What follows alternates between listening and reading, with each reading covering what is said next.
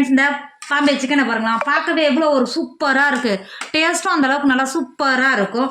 நீங்கள் ஒரே ஒரு தடவை சிக்கன் வாங்கினா இந்த மாதிரி பாம்பே சிக்கன் குழம்பு பண்ணி பாருங்கள். வீட்டில் இருக்க குழந்தைங்கலேருந்து பெரியவங்க வரைக்கும் விரும்பி சாப்பிடுவாங்க. டேஸ்ட்டும் அந்தளவுக்கு நல்லா சூப்பராக இருக்கும். இன்றைக்கி சூப்பரான பாம்பே சிக்கன் எப்படி செய்யலான்னு பார்க்கலாமா? அதுவும் புதினாவோட வாசனையில் இந்த சிக்கன் அந்த அளவுக்கு நல்லா சாஃப்டாக வெந்திருக்கும். இங்கே பாருங்க, இந்த சிக்கன் பார்த்தீங்கன்னா அந்தளவுக்கு நல்லா சாஃப்டாக வெந்திருக்கும். இங்கே பாருங்க, எந்த அளவுக்கு நல்லா சாஃப்டாக வெந்திருக்கு பார்த்தீங்களா? டேஸ்ட்டு பார்த்தீங்கன்னா அந்தளவுக்கு நல்லா சூப்பராக இருக்கும். இன்றைக்கி சூப்பரான பாம்பே ஸ்டைல் சிக்கன் குழம்பு எப்படி செய்யலான்னு பார்க்கலாமா? Hi friends, welcome to Kerala சமையல். இன்னைக்கு கேரளா சமையலில் பாம்பே சிக்கன் தான் செய்ய போகிறோம். வாங்க எப்படி செய்யலான்னு பார்க்கலாம். இந்த பாம்பே சிக்கன் பண்ணுறதுக்கு நான் 1 கிலோ சிக்கன் எடுத்திருக்கேன். சிக்கனை நல்லா கழுவிட்டு தண்ணியை வடிகட்டி எடுத்துன்னு வந்திருக்கேன். இப்போ 1 டேபிள் ஸ்பூன் உப்பு சேர்த்துக்கோங்க.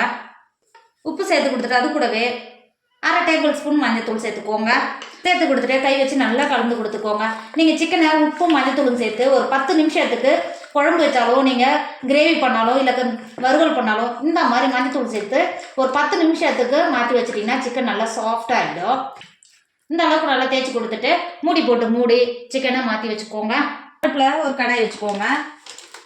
1 டேபிள் ஸ்பூன் எண்ணெய் சேர்த்துக்கோங்க. எண்ணெய் சேர்த்து எண்ணெய் நல்லா சூடாகிடுச்சு. ஒரு மீடியம் சைஸ் வெங்காயத்தை நீல வாக்கில் கட் பண்ணி வச்சுருக்கா, இப்போ உள்ள சேர்த்து கொடுத்துக்கோங்க. அது கூடவே 10 பச்சை மிளகாய் எடுத்துருக்கா, உள்ள சேர்த்து கொடுத்துக்கோங்க. பச்சை மிளகா உங்கள் காரத்துக்கான சர்ச்சி சேர்த்து கொடுத்துக்கோங்க.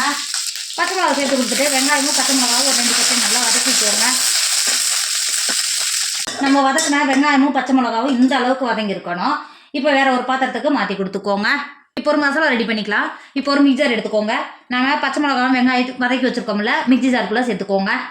சேர்த்து கொடுத்துட்டு அது கூடவே ஒரு கைப்பிடி அளவு நல்லா புதினா இலை எடுத்து வச்சுருக்கேன். ஃப்ரெஷ்ஷான இலை நல்லா கழுவிட்டு எடுத்து வச்சுருக்கேன். இப்போ உள்ள சேர்த்து கொடுத்துக்கோங்க.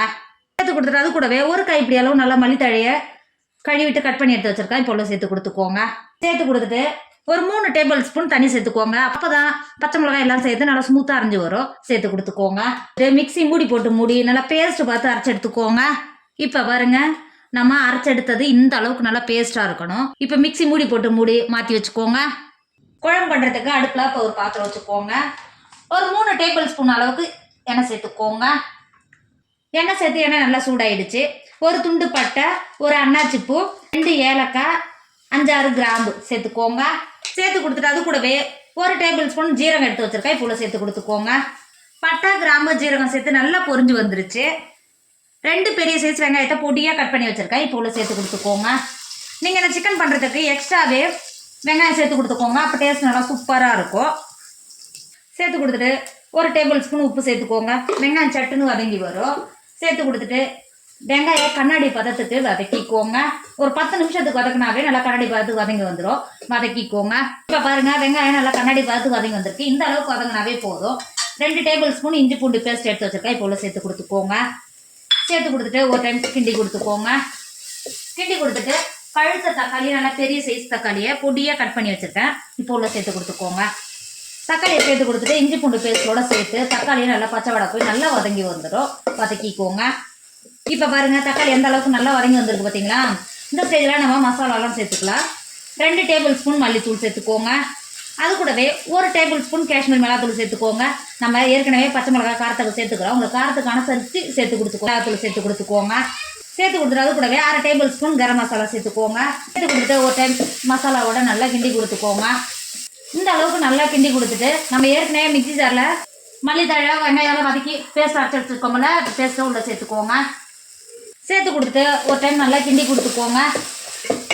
இந்த அளவுக்கு நல்லா கிண்டி கொடுத்துட்டு நம்ம உப்பு மஞ்சள் தூளும் போட்டு சிக்கனை மேக்னேட் சேர்த்து மாற்றி வச்சுருந்தோம்ல, சிக்கனை உள்ள சேர்த்துக்கோங்க.